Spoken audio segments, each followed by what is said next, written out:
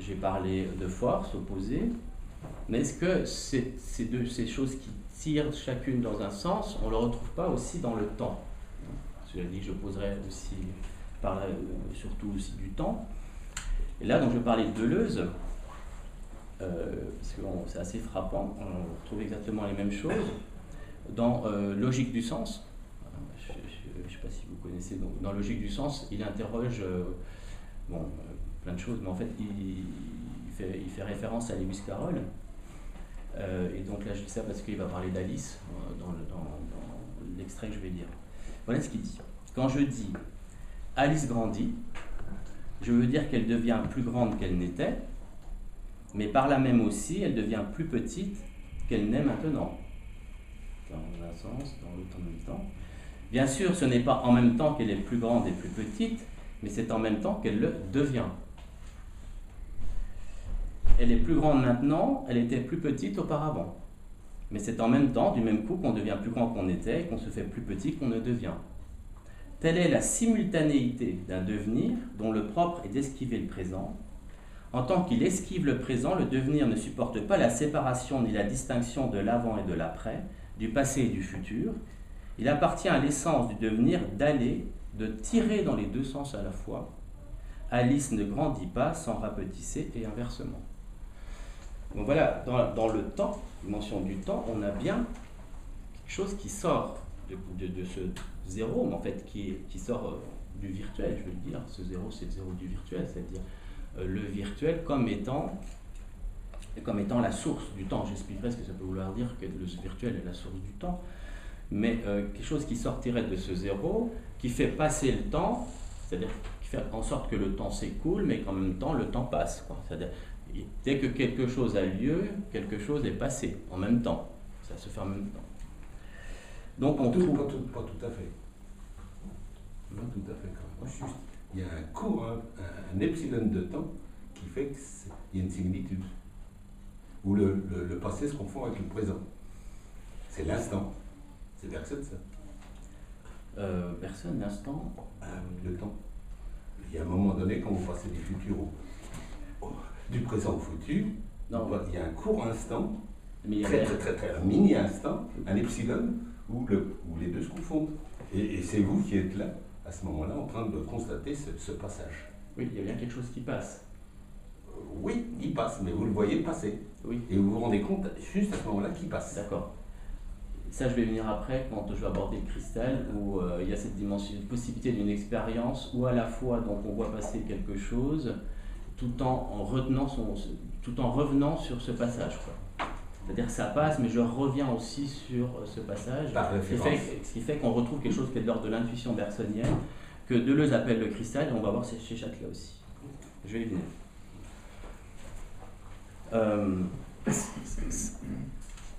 Donc ici, il y a cette idée, on retrouve, alors la question se pose, est-ce que c'est le même zéro que Galilée, c'est le zéro du prendre sur soi, mais il y a bien quand même un zéro, puis bon.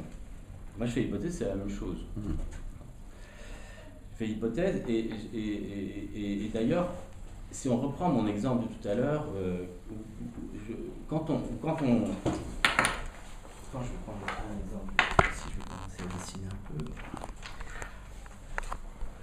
Quand je fais ça, j'ai bien une extension, quelque chose qui a une extension, mais évidemment, quand j'ai fait ça, vous m'avez vu tracer la chose, mais justement, c'est un tracé. C'est un tracé, et un tracé, c'est une trace, et une trace, c'est du temporel. Si je n'avais pas de mémoire, je ne pourrais pas revenir en arrière, penser ça comme une trace.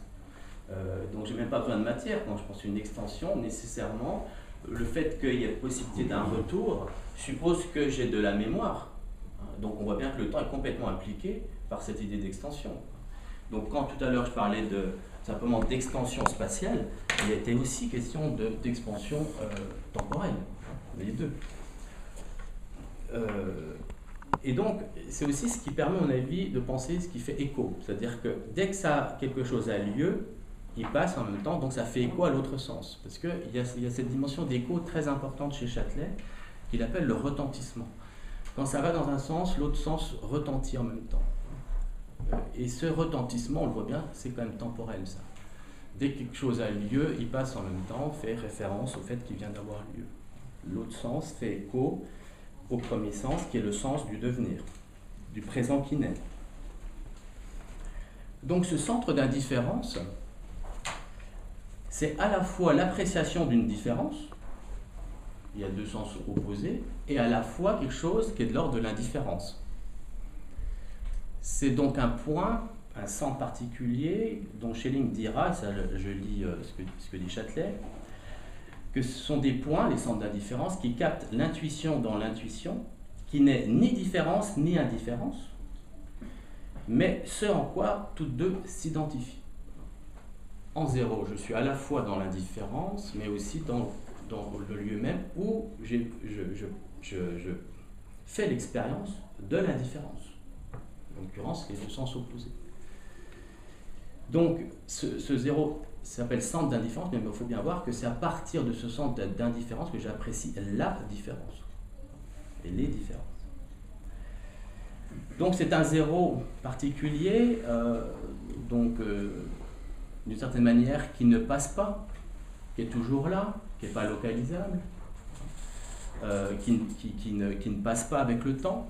Donc, on voit bien qu'il est lié avec l'idée d'un passe, ce qui rend possible le passage du temps sans passer avec le temps. Et jusqu'à présent, j'étais plutôt sur des chronologies, du temps chronologique. Quand à l'heure je parlais de la table et je faisais l'aller-retour, j'étais obligé de le faire en faisant référence à la succession, dont je vous ai dit, virtuellement, je peux revenir. Comme de même que, bon, c'est d'autres exemples, quand vous voyez, je fais des gestes sans arrêt, mais quand on ajoute, on peut enlever. Donc ajouter, enlever, d'ailleurs là c'est les nombres relatifs qui sont en jeu, sont bien de cet ordre aussi des deux sens, donc aller dans un sens ou dans l'autre. Mais Châtelet va mettre l'accent aussi sur regarder dans la réalité, dans une certaine réalité, on voit ces deux sens en même temps. Ces choses aller dans un sens et dans l'autre, et c'est dans l'électricité. Dans l'électricité, vous avez à la fois, donc Châtelet va dire qu'il y a l'incarnation du négatif, c'est-à-dire du zéro et de l'articulation dont je viens de parler. Dans le cadre de l'électricité, vous avez une possibilité de neutralisation quand vous avez autant de charges positives que négatives, mais quand vous avez affaire à un courant électrique, qu'est-ce que c'est qu'un courant électrique? Tout le monde le sait, mais je vais quand même l'écrire aujourd'hui. C'est bon. Vous avez des charges plus dans un sens et des charges négatives dans l'autre. Il n'y a pas d'intensité électrique. Il n'y a pas d'intensité. Je vais couper ça peut-être. Il n'y a pas d'intensité électrique sans qu'il y ait les deux mouvements à la fois, le plus et le moins. D'ailleurs, ce qui est, moi qui ai un peu enseigné la physique, c'est dommage, c'est jamais comme ça qu'on présente les choses. On dit qu'il y a, finalement il y a un sens conventionnel, et puis il y a des charges et des électrons qui se déplacent, mais en fait il y a les deux, quoi. On a l'impression que ça c'est finalement assez futile, où il y en a, mais en fait il y a nécessairement les deux, quoi. Alors c'est pas nécessairement le plus, c'est pas nécessairement des charges positives qui se déplacent, mais dès que vous avez des négatifs qui vont dans le sens, vous avez un effet positif dans l'autre. Donc dans l'électricité, vous avez l'incarnation. Vous avez une réalité, ici vous avez donc l'incarnation de cette... excusez-moi, je vais couper ça, on va faire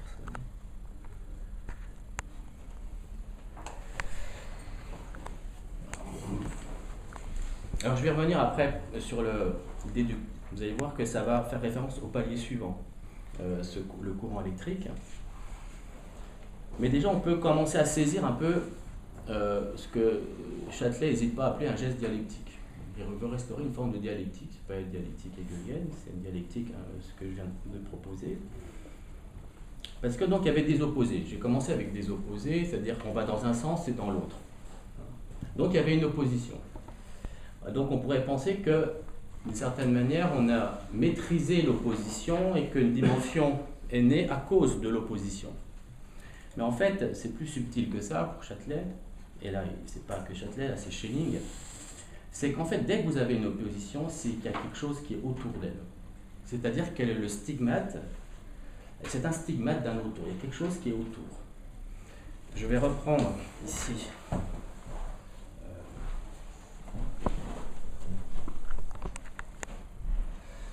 quand je disais aller dans un sens, j'allais dans un sens, que ce soit donc déplacement, ajout, retrait, je vais dans un sens, je peux aller dans un autre sens. Là, j'avais bien une opposition de centre. Et après, on a vu qu'est-ce qui avait, en fait, qu'est-ce qui était en jeu ici, dont on n'a pas conscience quand on voit quelque chose qui bouge dans un sens, dans l'autre, on dit tiens, c'est opposé. Mais quand on commence à réfléchir, on se dit, mais il y a ça qui est en jeu, comme je viens de le faire. Et ça, en fait, c'est ce qu'il appelle, c'est ici une droite orientée, puisqu'il y a les deux. Une droite orientée, ce qu'il appelle, c'est ce qu'il y avait autour de ça. C'est-à-dire que dès que vous avez une opposition, c'est qu'il y a quelque chose qui s'annonce comme étant la dimension qui est après ça, et qui conditionne l'opposition. C'est donc pas pour neutraliser l'opposition, c'est que l'opposition est un stigmate. Donc, à chaque fois qu'on va avoir une opposition, après on va le faire, il faudra chercher, ça sera le petit jeu, chercher ce qui est autour, parce que s'il y a une opposition, c'est le signe stigmate de quelque chose qui est autour. D'ailleurs, je vais le faire pour la suivante. Si on en est là, vous voyez l'histoire de palier, on a franchi un premier palier. Palier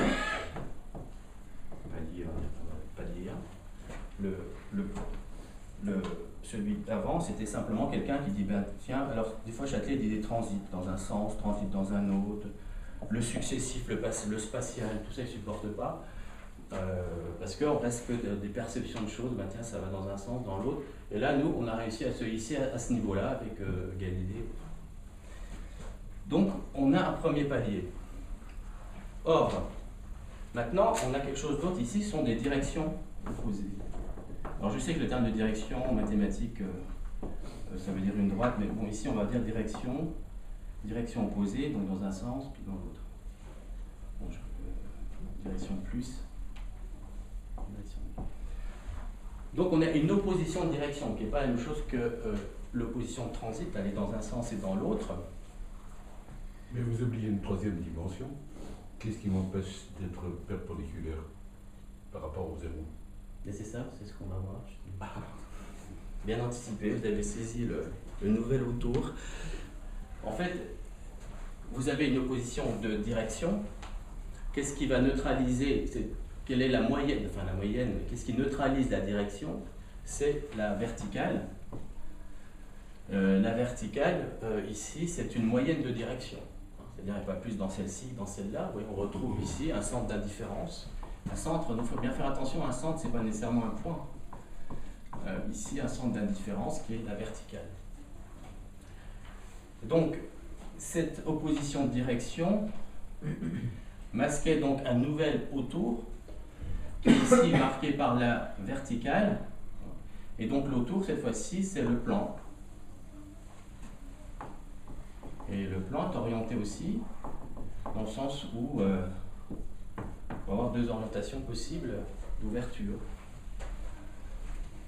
Donc, c'est ça le geste dialectique de Châtelet. Je vais vous l'énoncer, puisqu'il le donne.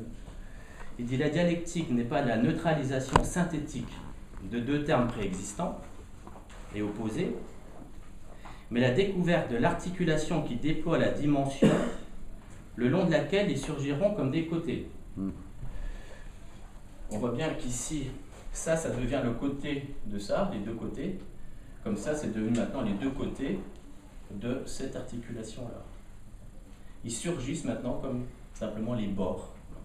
Là, c'était dans la droite, ça c'était les bords de ça, ça c'est les bords de ça. On va voir ça continuer ensuite. Donc il y a un geste dialectique chez Châtelet pour passer d'un palier de lettres à un autre palier de lettres.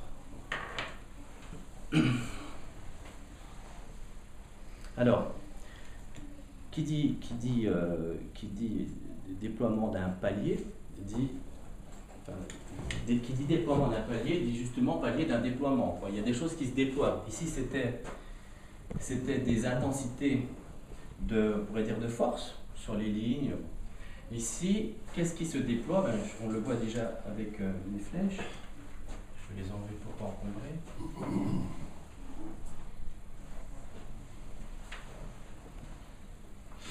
là, ça va être toutes les directions, les inclinaisons. Voilà, je pourrais faire il n'y a pas de raison de ne pas faire en bas ici. Donc, déploiement d'obliques avec des pentes différentes.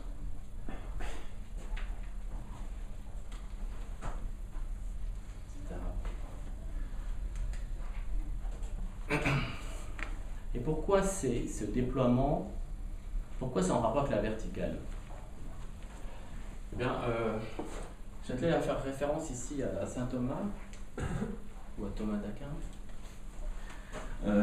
Et donc, il va dire que c'est en rapport avec la verticale, puisque c'est plus ou moins incliné.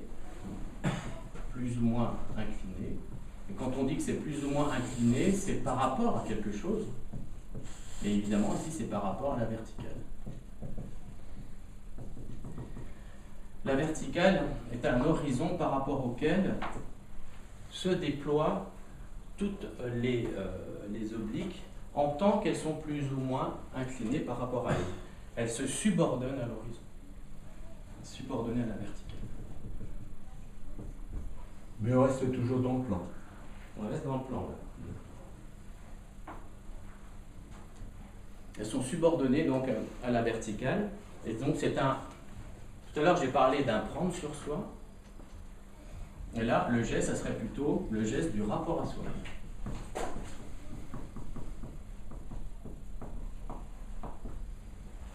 Ce qui est intéressant, je fais un petit passage dans la philosophie, mais on retrouverait ça chez Spinoza.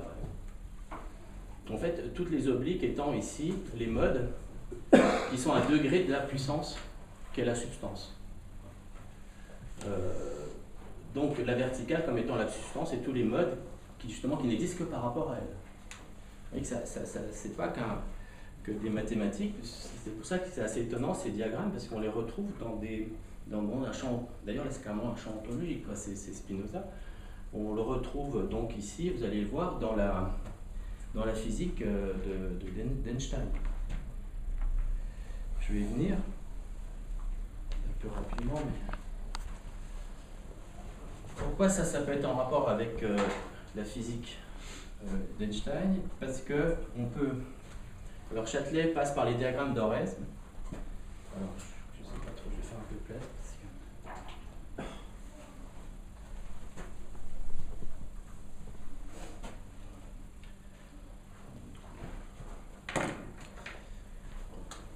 Alors les diagrammes d'Orez, vous avez le temps, la vitesse et la distance. Alors la vitesse, elle est représentée par la hauteur.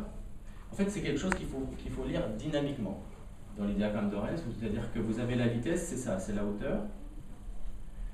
Et puis donc, quand on avance, va se créer une distance ici. Donc ce qui est un peu troublant, c'est que la distance est représentée par une surface. Donc on voit bien, plus on avance à telle vitesse, plus la distance augmente. D'ailleurs, c'est des diagrammes qu'utilise Galilée. Donc, simplement que, au lieu de représenter la distance par une surface, on peut très bien la représenter par ici l'oblique. La distance est ici, et dire que la vitesse c'est l'angle. Et donc ici le temps. Je fais vite, mais ce qui fait qu'à chaque fois on aurait ici par rapport au plan à la référence ici galiléenne, puisque je vous rappelle que là c'est le plan galiléen, on aurait donc à chaque fois des mobiles avec des vitesses différentes, et on voit bien en quoi c'est en rapport avec la théorie d'Einstein, la relativité restreinte. C'est qu'il y a un horizon qui est la verticale, ici c'est donc la vitesse de la lumière. D'ailleurs, dans le diagramme de Minkowski, c'est clair que l'axe des imaginaires qui est bien ici représentatif. D'ailleurs, en faisant comme ça, on comprend bien pourquoi il y a ces histoires de contraction, parce qu'en fait, ici c'est le temps extensif, et puis l'espace extensif, si vous avez quelque chose qui a une certaine distance, un mobile qui a une certaine distance, quand il sera ici, cette distance passe ici, et pour l'observateur resté au niveau horizontal, il va donc avoir, lui, la perception de quelque chose qui a une dimension plus petite. Cette fameuse idée de contraction, c'est pas tant, c'est la perception, on fait un effet de parallaxe, de contraction, mais pas tant de la matière elle-même, mais de la perception en fonction justement du fait que l'observateur est ici sur la ligne galiléenne.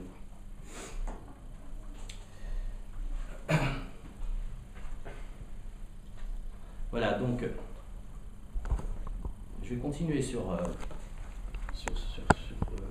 pour arriver au palier suivant et montrer aussi en quoi c'est lié au temps.